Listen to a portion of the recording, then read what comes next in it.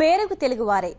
వందల ఏళ్ల నాడు తమిళనాడుకు వలస వెళ్లినా ఇంకా తెలుగు గడ్డ అంటే ఎక్కడలేని అభిమానం. అయితే తెలుగు భాషకి మాత్రం వీరు దూరమయ్యారు. కాలక్రమంలో తల్లిదండ్రుల దగ్గర నుంచి నేర్చుకున్న కొద్దిపాటి పదాలు మినహా అనర్గళంగా తెలుగులో మాట్లాడలేరు.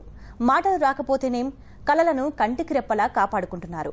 వచ్చిన భాషతో తెలుగుదనాన్ని గౌరవిస్తున్నారు.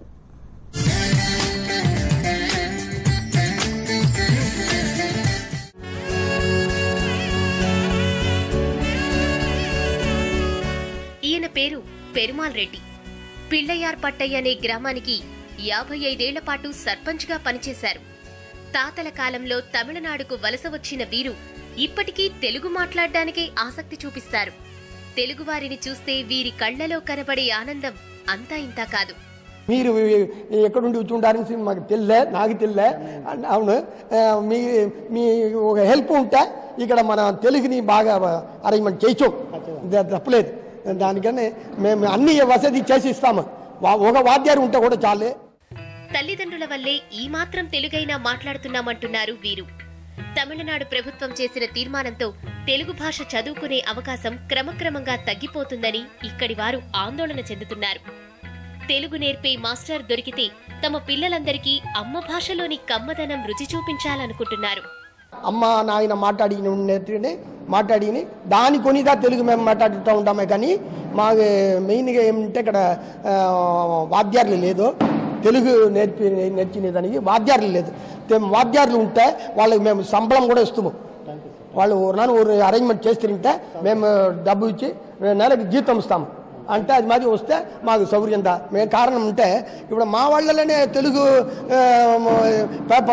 పుస్తకాలు చదివి నేనే సుమర శతకం, కృష్ణ శతకం, బాల శతకంతో చదివిన వాడిదా అంటే తిప్పి ఆయన చచ్చిపోయిన దాని వెనకల, ఆయన ప్రమించిన దాని వెనకల మేము అది కట్ అయిపోయింది. అది దానివల్ల తెలుగు తెలియదు. అంటే వాడిక ప్రకారం అమ్మ అబ్బాయి ఇంట్లో మాట్లాడేప్పుడు మేము దాని గురించి అప్పుడల్లా అట్టనే ఆ తెలుగు మాట్లాడి ఉంచాము. చూడగానే మాట్లాడుతాము, ప్రాబ్లం లేదు. తెలుగు పండుగలన్నా మన సంప్రదాయాలన్నా తమిళనాడులోని తెలుగు వారికి ఎక్కడలేని అభిమానం. అందరం కలిసి పండుగల్ని జరుపుకుంటామని సంతోషంగా చెప్తున్నారు అక్కడి తెలుగువారు. ఈ ఊర్లో వచ్చి 15 ఏడాది అయింది. ఇక్కడ వచ్చేదా నేను తెలుగు నేర్చినేసినాను. ఈ ఊర్లో అందరూనే తెలుగుదా మాట్లాడారు. బట్ చెప్పించే వాళ్ళు పోయలేదు. వాళ్ళు చెప్పే మాట్లాడేది చూసి వాళ్ళను మాట్లాడారు. వీళ్ళకి ఒక మంచి స్కూల్స్ మరి లేదు, ఇది తెలుగు స్కూల్స్ మరి ఏమీ లేదు. ఇది మంచి పండగలు అంటే తిరువిళ అన్నీనే బాగా చేస్తూ ఉంటారు. ఈ ఊర్లో యుగాది, వరలక్ష్మి, ఆడి నెల వచ్చి వాళ్ళ కులదేవుళ్ళు వచ్చి బాగా విశేషంగా పూజన చేశారు. ఇక్కడ పిళ్ళయార్ గుడి అది ఉంది. కార్తీక నెల సోమవారం బాగా గ్రాండ్గా చేశారు. పిళ్ళయార్ పట్టై తర్వాత తమిళనాట తెలుగుదనానికి అద్దం పట్టే మరో గ్రామం మేలట్టూర్. పచ్చని పల్లెటూరు, ఎటు చూసినా చెట్లు, పంట పొలాలు, తెలుగు పల్లెల్ని తలపించే ఇళ్లు. వీటితో పాటు ఇక్కడ ప్రత్యేకం భాగవతం. నీవు యాలసింతనుంతేవు ఇలలోన తన వరం పెరుగువాయనసు నీకు తెలియలేత. తన వీర సూర పరాక్రముడు అంతయు నీకు తెలియలేత.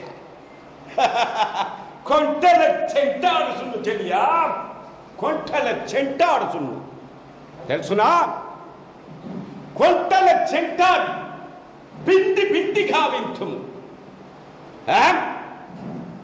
పండరంబుల వచ్చు వైరి చంటముల ఖండ దుంటము చేసి కడుమలంబులను నేను కుండెల తెగ కోయకన కత్తిరేను చెలియా. పడబాకిని కన్నీరు పాపహీడవునా? ఈయన పేరు ఎస్ కుమార్, మేలట్టూర్ వాసి. తాతలు తండ్రుల నుంచి భాగవత కళను వారసత్వంగా స్వీకరించారు. కళ నేర్చుకున్నందుకు సంతోషమే గాని అందుకు చాలా కష్టాలే అనుభవించామని అంటున్నారు Kumar. We are performing the dance dramas opposite to Varadaraja temple right from 1941, following the tradition. Now I can easily say that we have been following this tradition with great difficulty and all. But my grandfather, who has suffered for this art form, I cannot explain in words.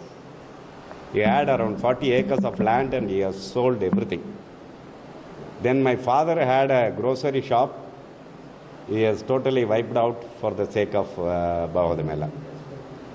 Now my brother with family members, of course, now we are getting lot of sponsors and lots of support is coming from Andhra. That I have to say very clearly here, because Andhra people are very fond of us and whatever they say is from heart, not from mouth. They really support us. 16వ శతాబ్దానికి చెందిన అచ్యులప్ప నాయక్ అనే రాజు కూచిపూడి నాట్యాన్ని, యక్షగాన సంప్రదాయాన్ని కొనసాగించేందుకు సిద్ధపడి భాగవత కళాకారులకు ఇక్కడ సౌకర్యాలు కల్పించారు. మొత్తం 501 కుటుంబాలకు మాన్యాలిచ్చి కళలను ప్రోత్సహించారు. అప్పట్లో ఈ గ్రామానికి అచ్యుతపురమని పేరు. కాలక్రమంలో మేలట్టూర్గా మారింది. ఇప్పటికీ ఇక్కడ కొన్ని కుటుంబాల వారు సంప్రదాయ కళల్ని కాపాడుకుంటూ వస్తున్నారు.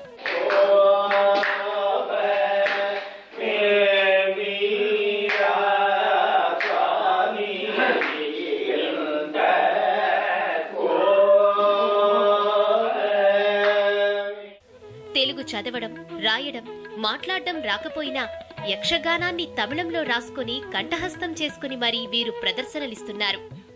తాటాకు పత్రాల్లో ఉన్న యక్షగానాన్ని వీరింకా కాపాడుతున్నారని అన్నారు తమిళనాడులోని తెలుగువారిపై పరిశోధనలు చేస్తున్న సుధారాణి.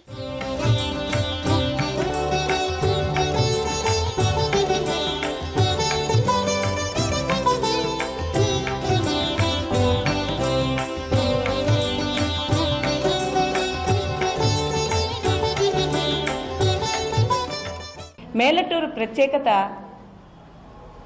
మార్గశైలికి, జానపదానికి మధ్యస్థంగా ఉంటుంది. ఈ యక్షగానాన్ని ప్రదర్శించే వీరికి తెలుగు చదవడం, రాయడం రాదు, మాట్లాడడం కూడా అసలే రాదు. కాకపోతే ఈ యక్షగానాల్ని తమిళ లిపిలో రాసుకొని వారు కంఠస్థం చేసుకొని వంశపారంపర్యంగా కొనసాగిస్తూ వస్తున్నారు.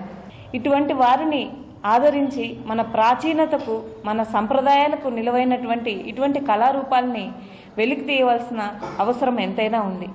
ఈ యక్షగానాలు తాటాకు పత్రాల్లో భద్రపరిచి వీరు కాపాడుకుంటూ వస్తున్నారు. దాన్ని గ్రంథస్థంలోకి తీసుకుని వచ్చి దాన్ని భావితరాల వారికి అందించవలసిన అవసరం ఎంతైనా ఉంది. తెలుగు మాట్లాడటం కోసం వీరు పడుతున్న తపన చూస్తే ఆశ్చర్యం కలుగుతుంది. కళలను కాపాడుకోవడానికి వీరు చూపుతున్న ఆసక్తి అంతా ఇంతా కాదు. తెలుగుదనం ఇవే వీరికి ఆశ, శ్వాస.